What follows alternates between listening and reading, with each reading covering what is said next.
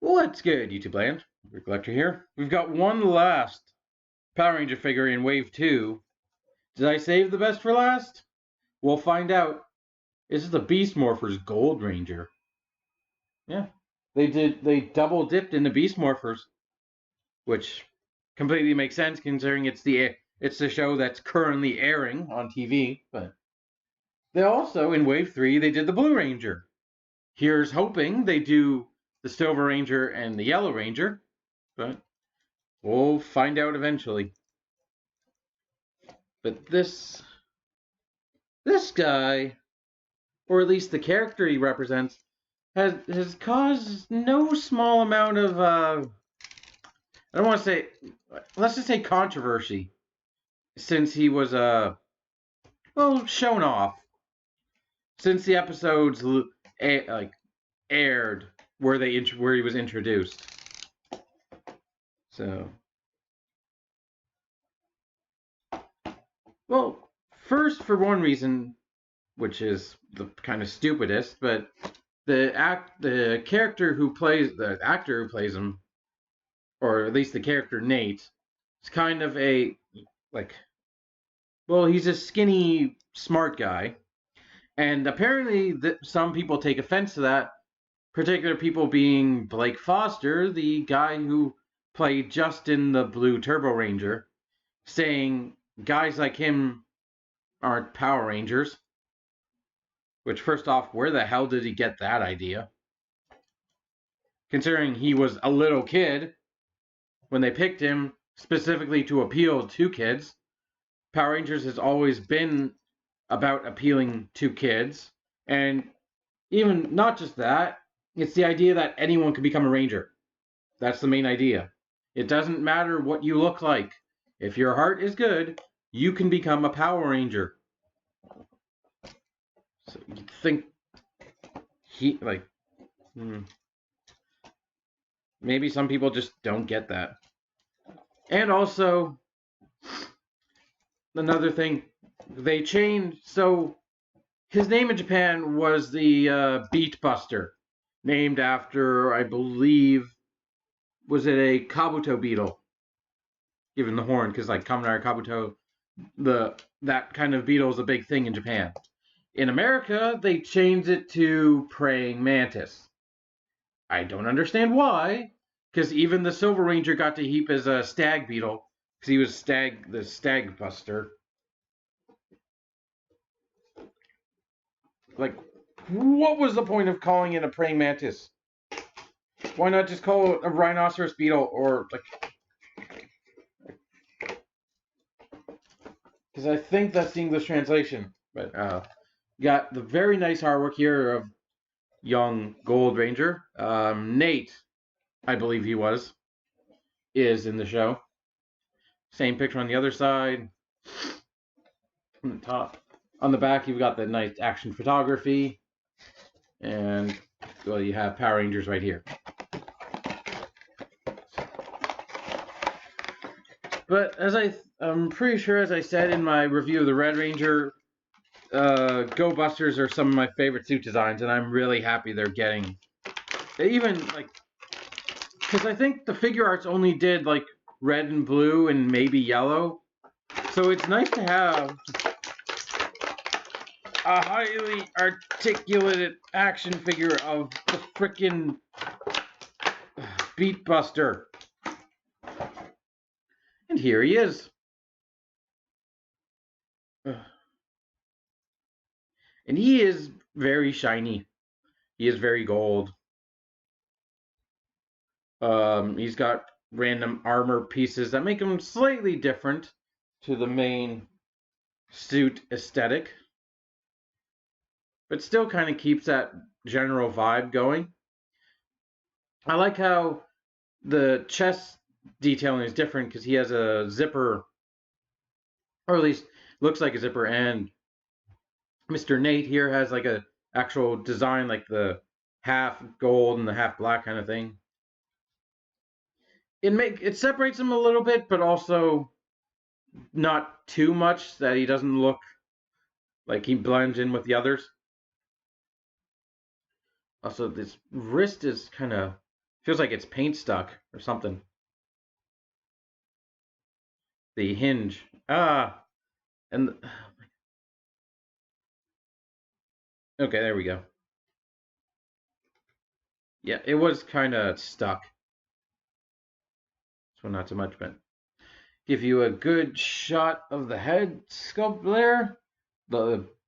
The rhinoceros horns, loud and up front, looking very nice. His gold sunglasses are a slightly different shade, which is nice, along with the silver bit to represent they are actually glasses.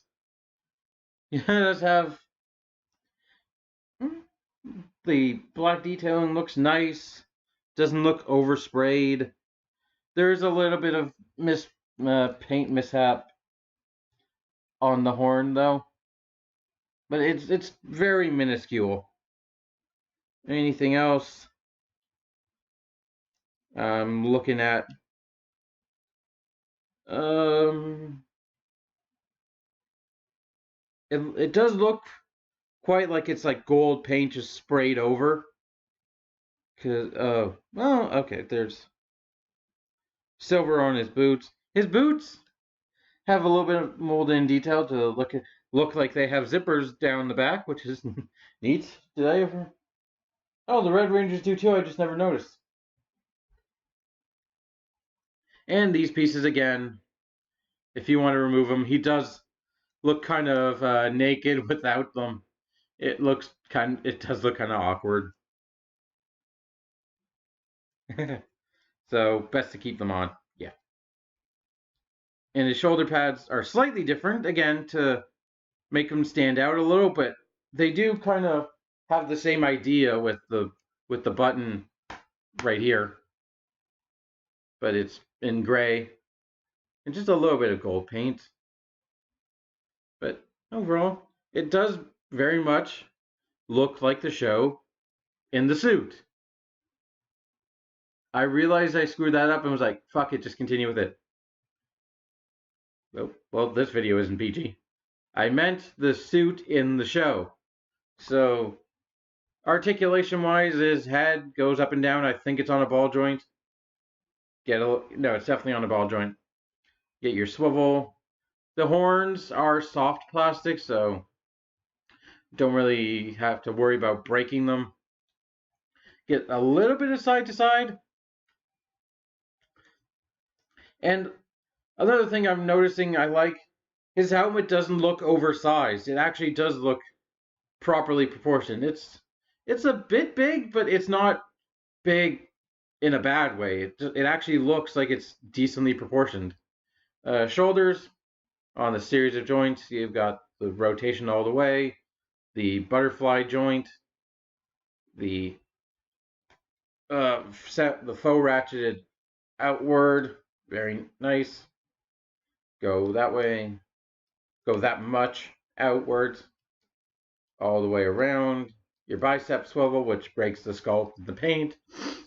Double jointed elbow.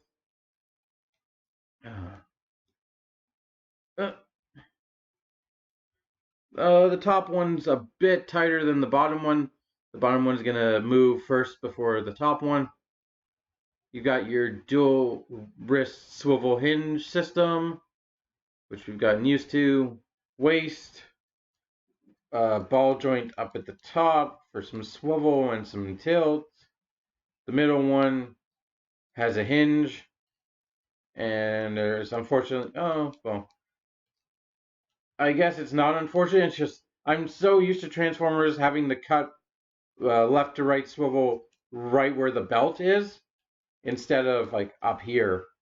So it just feels like it's kind of off place, but you can go all the way back, do some massive limbo, and can go all the way forward that much. You can bend down. What's the Yoroshiku? Like he's greeting somebody, like shaking hands, bending down, or he's not even shaking hands, he's bending down. Hips can go forward. Armor doesn't really impede, which is nice. They can go outwards. Again, armor doesn't really impede unless you're trying to force it. But he can go, due to the slightly softer plastic, he can go out this, well, it can go that far. You do have your thigh swivel. Again, not hindered by anything. Double jointed knee. Very nice tight curl. You do have a boot cut swivel, which was a bit paint stuck right there. But you just have full rotation along with the foot.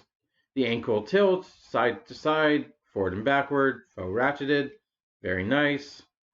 I'm not surprised that there isn't a mid-toe joint because of his armor piece. It would make it hard to maneuver one in there.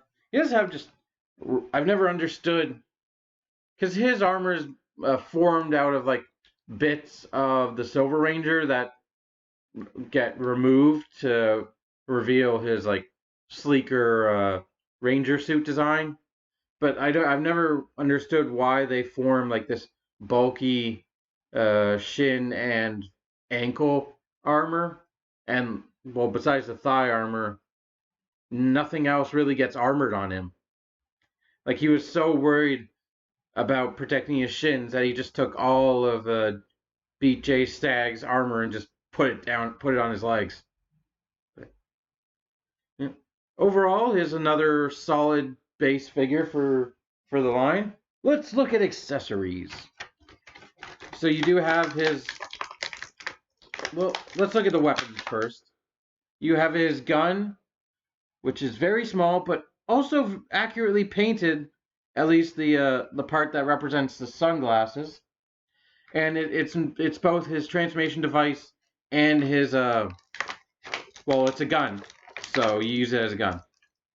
And then we have the I forget what its name is. It might be the driving blade or something. You have his main melee weapon, which, or it's a steering blade. I really don't know. I don't remember the name of it, but in the show it folds into the steering wheel for his giant Zord. His Zords are generally gigantic, but yeah. Actually, let's take this stuff out and we'll put it in his hands. No, come on. Don't fight with me now. So, I believe he holds it like up to his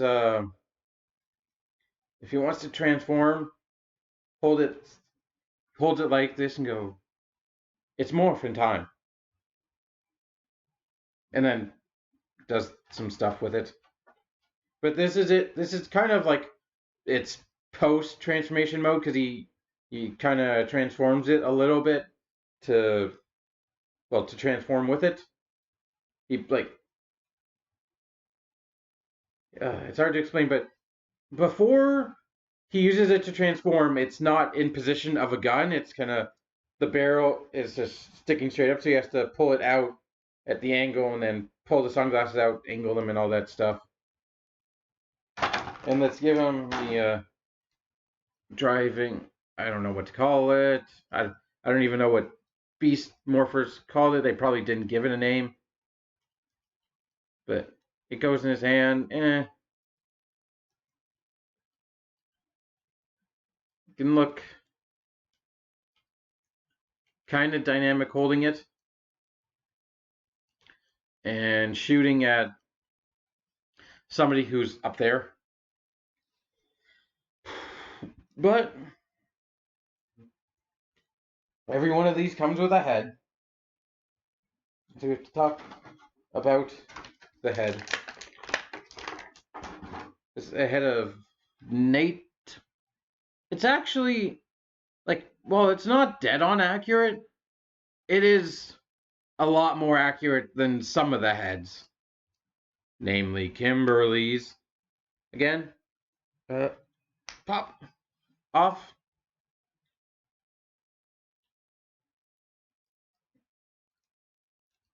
Pop it on.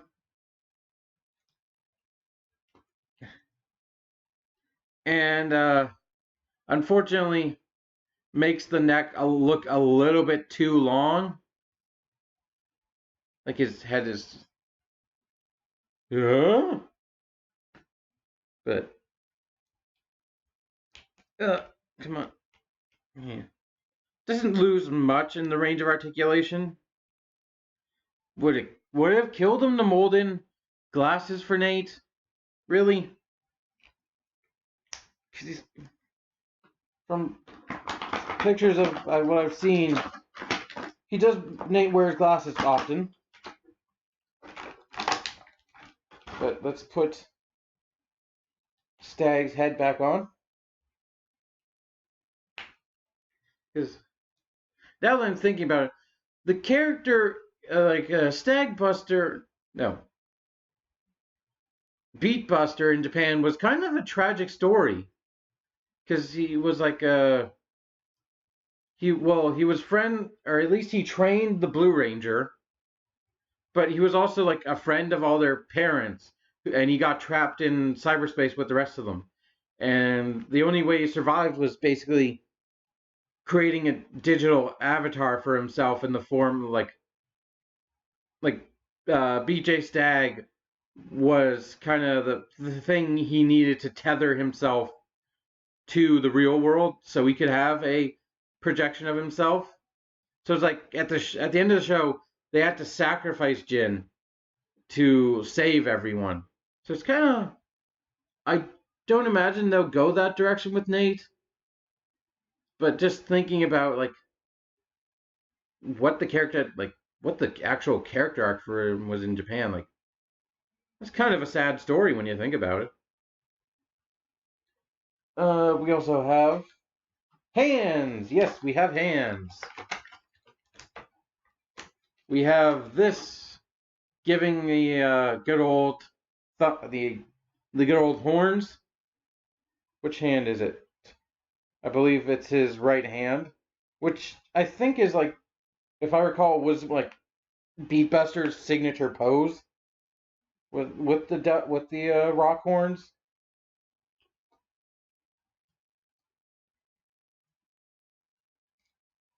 Yeah, so you can do that, which looks cool. It's kind of funny. I now have an action figure who does the rock horns,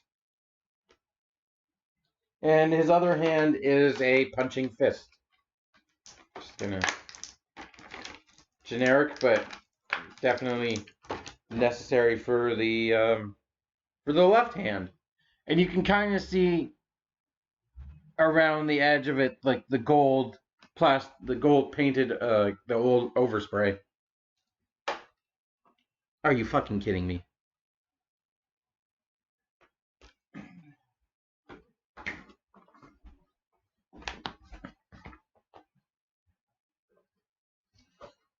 I dropped it. Where did it go?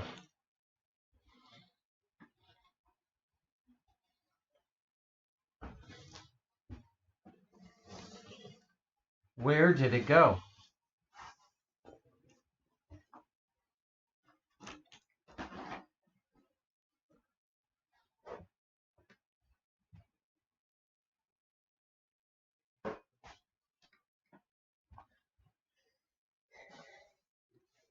Excuse me for a second.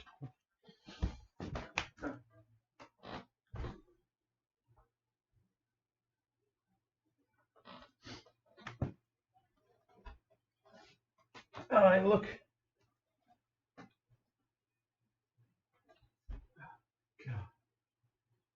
Well, gonna have to find it afterwards.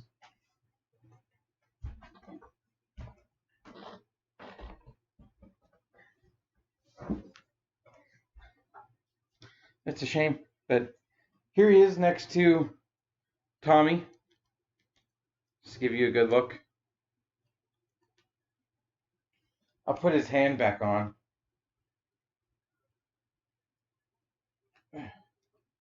Here he is next to beat up Magna Defender.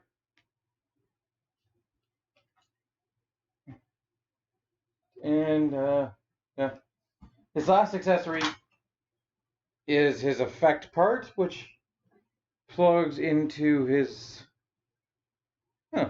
plugs all the way through on his sword. It's actually one of the easiest connections I've seen. Does it plug in both ways? I think so, yeah. Makes sense that it does. Can you do it from the other end? Sure, you can actually do it however you want. That's actually probably one of the best ones I've seen. Like, it's not a nightmare to mess with. It's kind of like, it allows you to, there you go. One of the better executed ones. So that's everything in a neat and tidy package. Ignoring the fact that I dropped a hand. But these definitely, I think, a highlight to wrap up Wave 2 on. As much as I, like, Kimberly's a good toy, but, like, go for one of these guys, go for Magna Defender, go for Kimberly, just be forewarned of what you're getting into when you do. Her accessory count isn't the best. And surprisingly, this blade actually has a bit of paint apps on it. Like, not as many paint apps as the actual toy or the show prop, but enough to get the idea across that what it's supposed to represent. But yeah. Gold Ranger. Good as gold, I guess. I don't have a better pun. So thank you for watching. I hope you have enjoyed. And we'll see what happens in Wave 3 whenever that comes out. Which, meaning it's already been out in America for a while, and I have no idea when it'll show up here. But until then, keep it weird. Bye!